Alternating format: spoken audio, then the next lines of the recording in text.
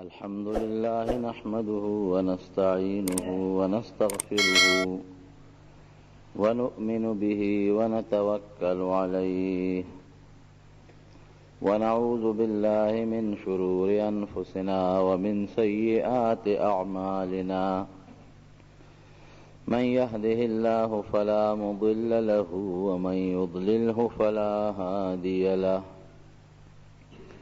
ونشهد أن لا إله إلا الله وحده لا شريك له ونشهد أن سيدنا وحبيبنا وشفيعنا وسندنا ورحمتنا ومولانا محمدا عبده ورسوله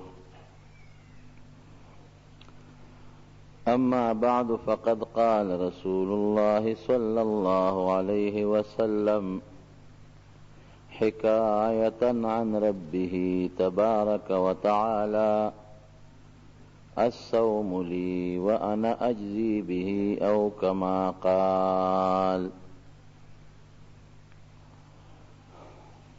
نبی کریم صلی اللہ علیہ وسلم یو حدیث پاک کے فرمائی دے حدیث تا حدیث قدسی وی. حدیث قدسی اغا حدیثی چی نبی علیہ السلام دا اللہ نے نقل کئی اور رب العالمین فرمائی چی روجہ دا سے عبادت تے چی دا خالص زما دا پارا دا او دا دی روجے بدل بمزور کو. اسرونو سوال دا راځي چې هر عبادت دا الله د پاره دی، دلته د روجې دا تخصیص ولو شو؟ منس کبن کو دام الله لکو دا پک نیت کی وایو چې خاص الله لره. که یو سړی حج کوي نو هغې کې هم دا وایي چې خاص الله لره، او که یو سړی روجه نیسي نو هغې کې هم دا وایي چې الله د پاره. نو چې هر کله هر عبادت د الله د پاره دی، نو دې حدیث کې رب العالمین د روجې تخصیص ولې کوي چې روجه خالص زما د پاره عبادت دی؟ رونو د هغې جواب دا دی چې نور څومره عبادتونه دي ا د خلکو نه پټ نشي کولی، خامخا به د انسان خبرېږي. لکه مثلا که سړی منځ کوي نو د جمع مانځله به راځي، نور مسلمانان دنه خبر شو. حج لکه دی چانه پټولی نشي. صدقه او زکات که ورکې نو که د هر چانه پټ کې خو چې چاله یې ورکې هغه خو تې خامخا خبر شو. روجه داسې عبادت ته چې ته څوک نه خبرې نو هېڅوک دنه نه خبرېږي.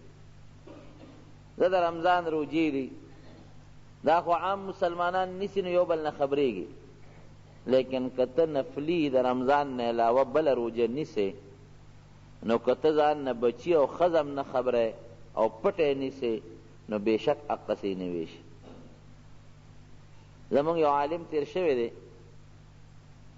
او د دین یو لوی کتاب یې لیکلی دی هدایه، علامه مرغینانی رحمت الله علیه. هغه 15 کاله د الله د رضا دپاره روجې نیولې دي،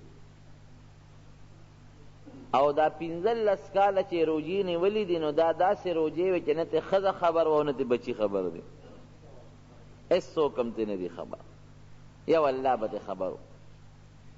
که کور والا به وله ډوډۍ راوړه وی کیری دلته ابې پې کېښوده وی ځې دا به زه عمره کېدی نو هغې به لاړل نو شاګرد ته به اواز کړی وی دې خوا راشه وی دا ډوډۍ وخوری مانه زیاتي ده، هغې به وخوړه وی بس اوس ځه. کور والا به دا خیال راغی چې دا ډوډۍ جوړ ده خوړلې ده، او د شاګرد به دا خیال و چې ډوډۍ ډېره وه نو د په خپله به هم خوړلې او په ما به هم خوړلې. نو 15 کاله تیر کړي دي او په 15 کاله کې روجې ونیولې او هغه روجو نه ښځه او بچي هم نه دي خبر. نو روجه داسې عبادت ته که ته څوک خبرې خبرېږي او که ته وی هېڅوک دې خبر نشي نو هېڅوک به هم ترې نه خبرېږي او الله به ترې خبرېږي. نو ځکه نبی علیه السلام دا الله نه نقل کوي او رب العالمین تخصیص کوي چې روجه هغه عبادت ته چې دا خالص زما د پاره ده، که دا بنده ته بل څوک نه خبروي نشي خبرېدی، یو زه به ترې خبرېږم.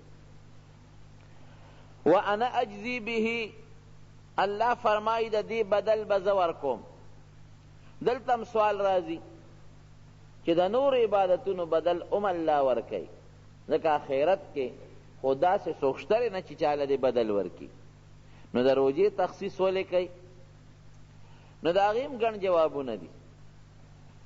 یو جواب خو یې دا دی چې د نور عبادتونو بدل ممکن ده چې الله تعالی د فرشتو په لاس ورکي، او روجه داسې عبادت دی چې د دې انعام به الله تعالی په خپل شان لایقه بنده له ورکوي. لکه بعضې وخت کې یو انعام وي نو بادشاه اعلان وکړي یو وزیر ته وایي دا ته ورکړه، گورنر ته، وزیر اعلی ته، ممبر ته، بل ته وایي چې دا انعام ته ورکړه. لیکن کله چې یو اهم څیز نو بادشاه وایي دا به زه په خپل لاس ورکوم. دې نه دا معلومیږي چې دا روجه په ټول عبادتونو کې یو اهم څیز دی، اهم عبادت. ذکر دې بدل رب العالمین د فرشتو په ذریعه په واسطه نه ورکوي، په خپله یې ورکوي. دویم دا دی چې د نور عبادتونو بدل الله ورکوي نو وربکي چې کوم د الله د نظام متعلق د اصول مطابق بدل دی، او د روجې بدل به الله په داسې انداز او شان ورکوي چې هغه به د نورو نه یو امتیازي حیثیت، لکه د چاله انعام ورکوم نو لکه د انعام والا وربکم. او یو څیز دا دی چې هغه ډېر اهم دی، هغې له به جلسه جوړه کړم، خلک به راوغواړم، یو ډېر لوی شان به جوړ کړم، نو هغه انعام به ورکوم.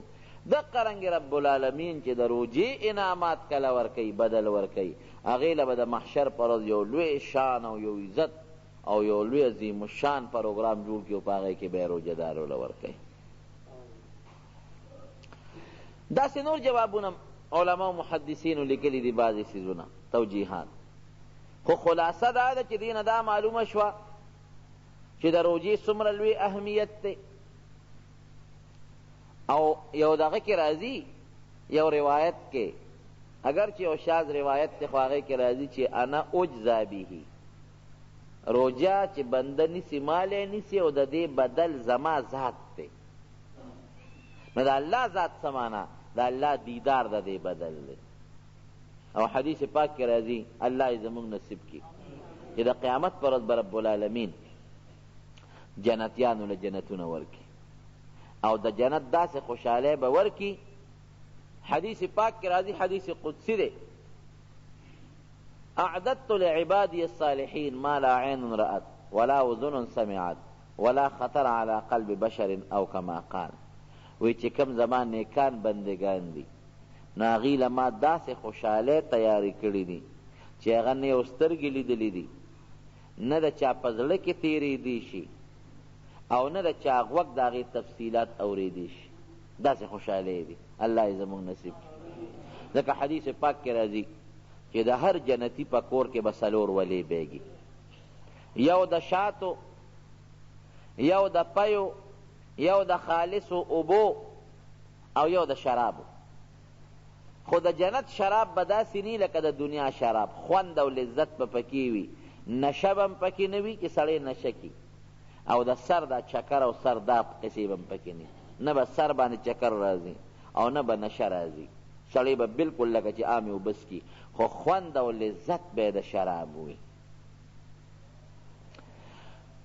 او اوبه به کمې اوبي، نو نبی علیہ السلام فرمایي اوبه به داسې خشته یخې وي لکه د واورې برابر، او داسې به خوږې وي لکه د شاتو برابر، او تکې سپینې لکه د پیو خالص د اوبه به، او خالص صفا پی دا به په جنت کې بیږي، وله به د هر جنتي په کور کې. نو صحابه کرامو تپوس وکړه د نبی علیہ السلام نه چې د الله رسوله په دنیا کې خو چې ولی په هغې کې خټی، د جنت په دیولو کې خټه شته که نشته؟ وی او د جنت په دیولو کې خټه شته خو هغه به مشک او عنبر بی، خوشبویي به کوي. وی صاحب د دنیا په دیولو کې خو قطقاڼې وي، کاڼې پکې لاندې چې کاڼې پکې نی هغه ولم خوند نه کوي.